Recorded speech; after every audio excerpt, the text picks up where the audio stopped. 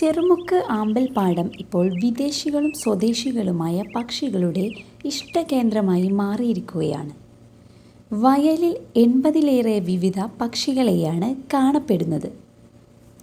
പ്രശസ്ത പക്ഷി നിരീക്ഷകരുടെ നേതൃത്വത്തിൽ നടന്ന സർവേയിൽ 80 ഇനം പക്ഷികളെ തിരിച്ചറിഞ്ഞിട്ടുണ്ട്.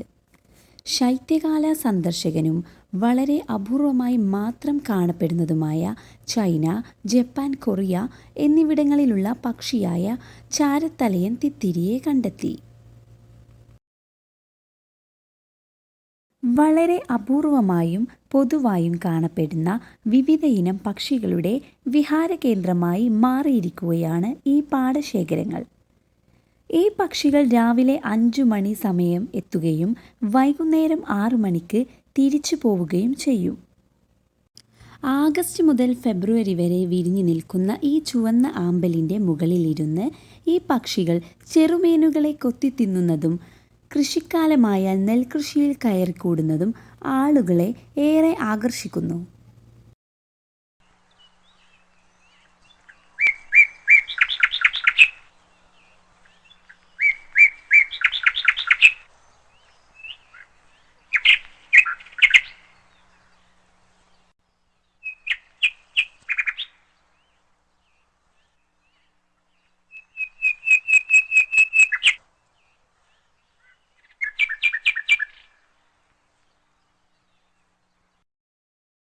വിരിഞ്ഞു നിൽക്കുന്ന ഈ ചുവന്ന ആമ്പൽ കാണാൻ കേരളത്തിലെ വിവിധ ജില്ലകളിൽ നിന്നായി ധാരാളം പേർ എത്താറുണ്ട്.